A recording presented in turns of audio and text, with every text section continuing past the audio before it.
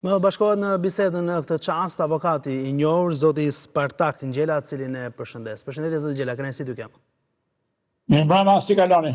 Mirë, është kënaqësi t'ju kem gjithmonë në program, ndërsa po I referohem edhe lëvizjes së fundit, pra shkarkimit të dy prej drejtorëve më të rëndësishëm të drejtorive në Ministrinë e Infrastrukturës dhe Energjisë, pra rasti I Gentian Gjulin Arrëshë dhe I Keshit Erald Delezi. Ky lëvizje, pra shkarkimi dhe emerimi dy figurave të reja. Tani duhet ta përzej pak edhe me kontekst politik këtë pyetje. Mund të vijojë të qëndrojë një lloj besimi te qytetarët apo pavarësisht se figurat mund të ndërrohen në kuadër të asaj çka ka ndodhur më herët, besimi te qytetarët është lëkundur.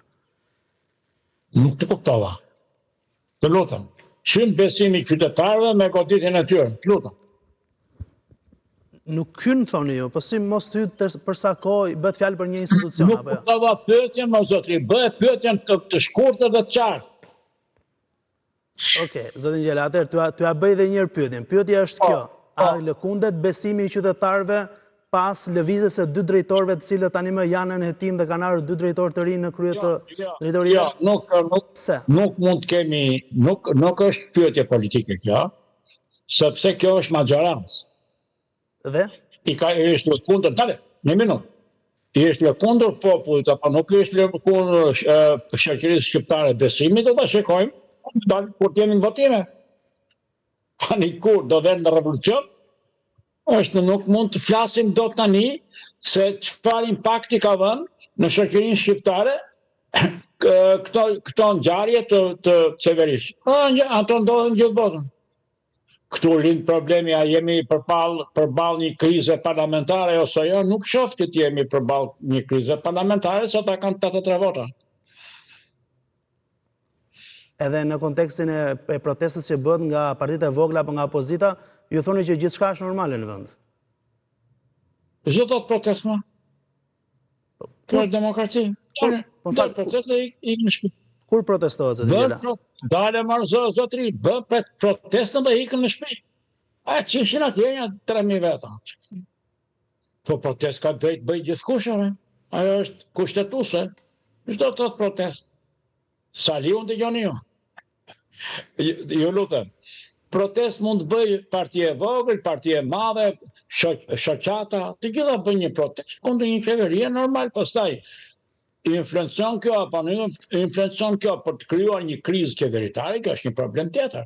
Atëherë pyetja ime është, jemi përballë një krize qeveritare? Jo. Po kur vjen kriza qeveritare? Ja u them unë. Më pëlqen që bëni dhe pyetje dhe përgjigje. Dale një minutë, lutem. Kriza qeveritare vjen me numrin në parlament, zotri. Ta 83 ata, dini? Ç'e zgjasu më bet. Çdo të thotë kjo që kanë 83. Edhe 1.3 e parlamentit. Të lutem. Dakor, pra, zoti Ngjela, reagimet e qytetarëve vijnë edhe në kontekstin të aferave që mund të përfshinë qeverinë. Rasti konkret, ne kemi disa. Ju thoni që kur bën zgjedhje, derisa të bën zgjedhje, duhet të ketë një tentative nga ana e partive politike apo jo? Dale, u zgjate aferat I ka spaku, zotri. Unë jam statist, një shtetin, nuk I kanë partit. Partit gënjejnë gjithë ditën. Por roli partive cili është? Roli partive është të bindin popullin që pastaj ata të marrin të votat dhe që kaloj. Nuk kanë forcë ekzekutive. Spaku ka folë gjë. Edhe mbajni këtë ta dini, nuk e drejtojmë në Spaku. Ik shikojni se atje ka një ekspert të huaj. Pa. Nuk mund të flasun për krime me gjuhën e Saliut, të lutem. Unë një Spakun. Spaku nuk e drejtojmë ne. Me ekspert ndërkombëtar keni atje. Ata e paguajnë. Shpresën e kemi të Spaku. Ata që ka të Spaku, mi thoni, unë bisedoj. Këtja nuk e pranoj. Vazhdoni. Qartë, ju nuk e pranoni që partitë politike mund t'japin dhe I dhoj orientimi kështu të qytetarëve për protestat. E kanë politike, more? Po patjetër që mund të kenë politike, po është e nevojshme pra, derisa të shkosh në zgjedhje. Zotri, politika nuk është e vërteta. Çfarë është? E vërteta është drejtësia. Po. Pse ju nuk e besoni Spakun? Jo, absolutisht që unë e besoj, por ne po flasim për rolin e politikës. Unë tani, ju lutem, jam profesionist, nuk mund të flas me fjalë popullore. Vazhdoni, keni tjetër.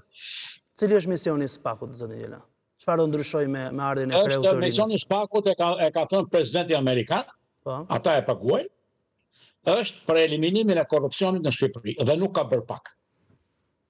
ke një ish kryeministër brenda, ke president, ish president, ish kryeministra, pse pak ka bërë.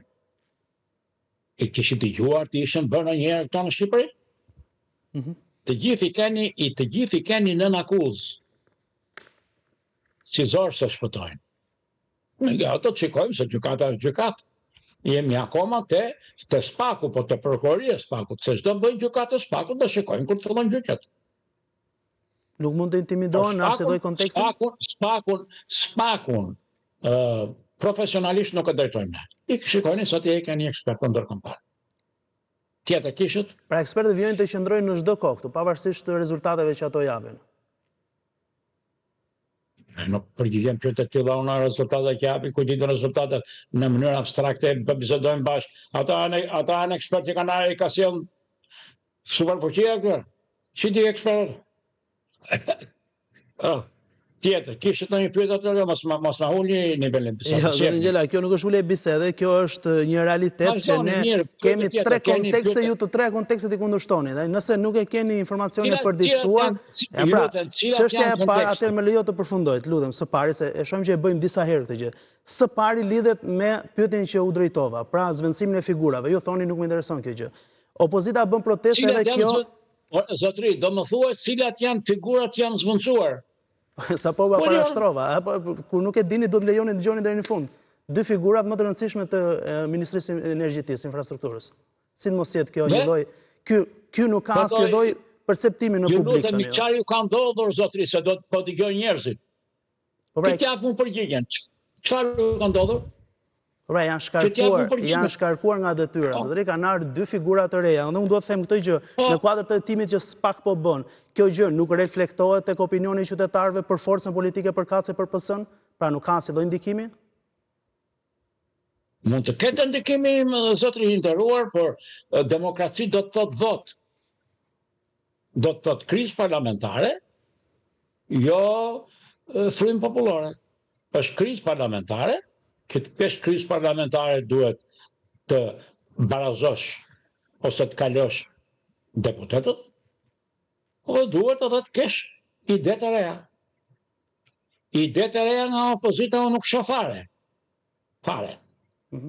Ata kanë akoma 92 kryetar. Kuptoni ku jemi. Pra, atëherë çfarë tregon kjo?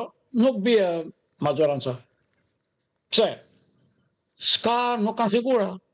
Kanë figurën e vitit 1991-92. Ju lutem. Politika është shkencë, zotri, nuk është dëshira e unit, dëshira e X-it dhe dëshira e Y-it. Mund të humbasësh ti në perëndim 4 herë zgjedhje dhe drejtosh partinë?